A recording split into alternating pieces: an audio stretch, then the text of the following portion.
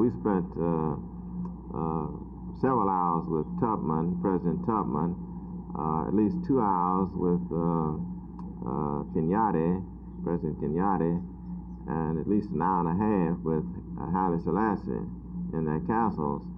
And we came away feeling that they were great leaders, but we did not come away feeling that the real black leadership in America was as perilous as Vice President indicated.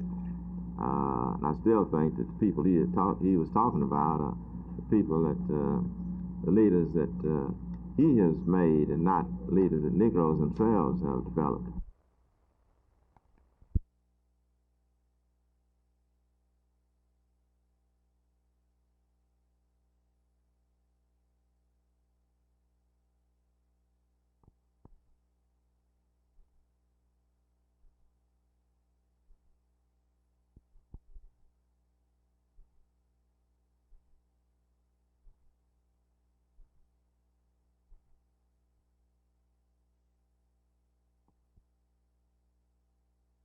I feel that as a city official, with a situation that we have right now that has been made a decision by another governmental body such as the school board, we can speak up and make a statement if we so desire, but as far as making a statement that all city officials should take a stand one way or another on an issue such as this, I disagree with Councilman Price.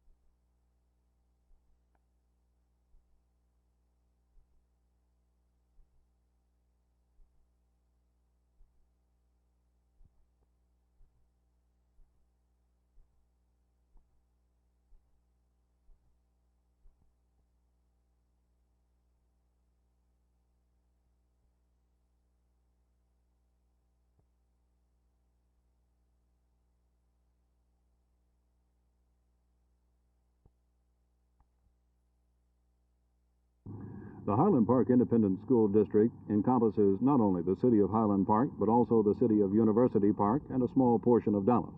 It is also 100% non-black.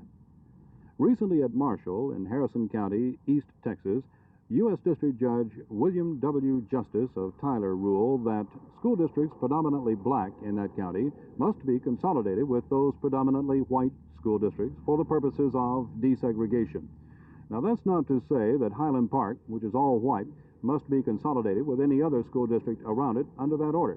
But certainly an order of this type, if it reaches the Fifth Circuit Court of Appeals in New Orleans successfully, must have some implications on other school districts around the state, implications we have not yet dreamed about. There is another case pending in Fort Bend County in South Texas. That would be where there are two predominantly black school districts and one predominantly white. There is a move afoot to have those consolidated for desegregation purposes.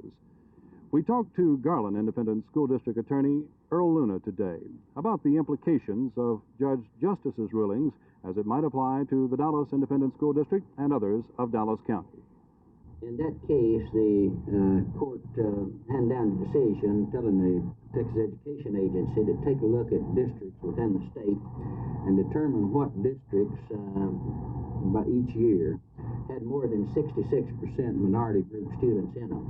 And then if they found that one or more districts had 66% black or other minority groups, they're supposed to consolidate them with a neighboring district. Okay, let's talk about the reverse of that situation. For instance, in Dallas County, you have the Highland Park and University Park independent school districts, which are all white. Now, particularly the Highland Park School District, which takes in that portion of Dallas just west of the tollway. Would this infringement into the Dallas city limits give any citizen the right to complain about the district being all white and thus order it consolidated with Dallas? Of course, anybody could complain, but I don't believe that would come within the format of this opinion that the court handed down in that case. The Highland Park situation is a long way from the example down in the Marshall area. The Highland Park district obviously does not have 66% minority groups. Now, someone might argue the reverse of it, that they have more than 66% white students, but then that's true of most school districts, and I don't think it'd give them a basis of change. Well, now, that's certainly true with the Garland Independent School District, where you do have more than 66% white as opposed to minority. Now, if such a reversal ruling, that is, more whites than blacks, should come out, who would Garland conceivably consolidate with? Well, I don't believe that you would in those circumstances, because that's just not what the court had in mind. Now, if you will recall, we did have an attempt of Wilmer Hutchins down the south end of the county to bring a portion of it into the Dallas School District and a portion into Ferris. Now, at least the portion that was coming into the Dallas School District had more than 66%. Now, that district is growing, and it may be that one day that school district could have more than 66%. It's the only one I know of in Dallas County that is potentially in that category. Let's talk about the Marshall situation for a moment. Here you have 3 or 4 independent school districts that are ordered, because some are predominantly black, others are predominantly white, to consolidate into one independent school district by this federal judge. Well, let's assume that one of these districts is in bad shape financially. The schools are in bad shape, there is high indebtedness, whereas on the other hand you have a more affluent school district where the schools are in good shape, indebtedness is not particularly high. Is it right, legally, for anyone to order this maybe more affluent, more healthy school district to assume the burdens of another? Well, I think that would be a travesty for that to happen. If you've got an area that's taken care of their schools and have been frugal, spent their money wisely, and kept up their property, and another one that has not, it would seem to me to be a burden on those folks that have handled their business well to require them to assume the indebtedness of a joining school district and then perhaps even spend more money and incur more indebtedness. That does not seem the type of fairness that we generally think of. But then some of these things don't apply these days in the desegregation area. Tomorrow evening at this time, we'll continue this in-depth discussion with attorney Earl Unum, and we'll flip that last question around and ask about the moral responsibilities we have toward the deprived minorities of our county. This is Jim Mitchell, Channel 8 News on the Move.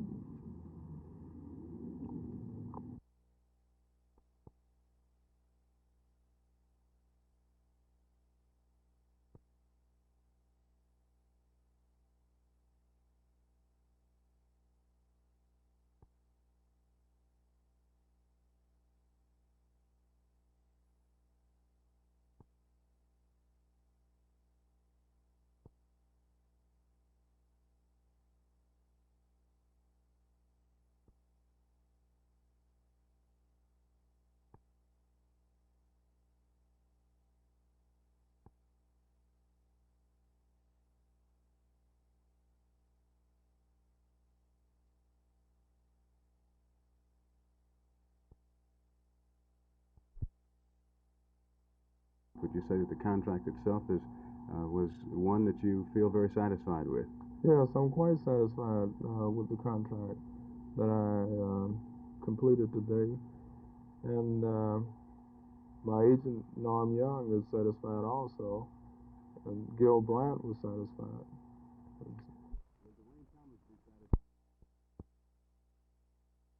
These findings have two indications of significance, we think, to us, and one is that our graduates are achieving more satisfactorily in college, and initially that 52% do go, but secondly that we do need to place renewed emphasis upon career education. What is the school district going to do about this career education, as you call it? We plan to place it in a topmost position on our list of priorities and expand the present offerings and include new offerings and try to provide every graduate with a saleable skill so that should he elect to go to college, then he could perhaps help earn his way through college if this were necessary. And then in addition, to provide a means of earning a livelihood to those who do not choose to go to college.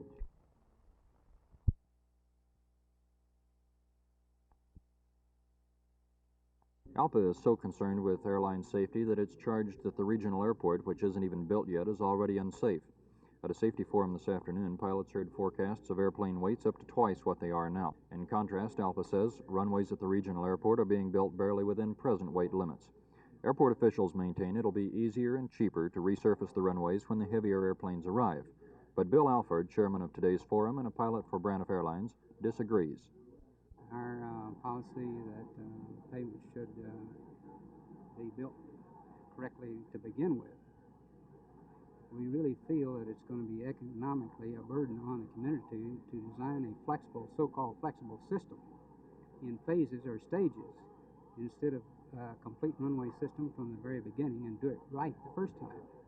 The pilots are so disturbed over what they consider the present air safety crisis that ALPA President J.J. O'Donnell, a pilot for Eastern, says he'll present a plan for a minimum requirement soon to the Federal Aviation Administration. O'Donnell says if he can't get action from the FAA, he'll take his case to Congress and the public. He says he intends to end the days when pilots have to make up in skill what's lacking in safety facilities. Phil Reynolds, Channel 8 News on the Move.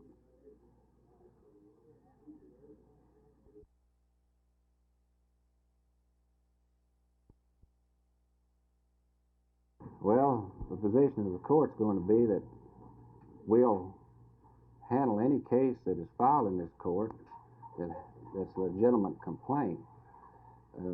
In this particular instance, the Texas Compulsory School Age and Attendance Law, I think that if the school board files cases, which they have in the past, for truancy under this particular law, that the court will be obliged to accept the cases. But my opinion is that if a child is made ready to go to school in their neighborhood and is taken or sent to school and it tries to attend a school in their neighborhood and the school refuses to accept them in their neighborhood, I believe that the parent has complied with this law by attempting to send that child to school.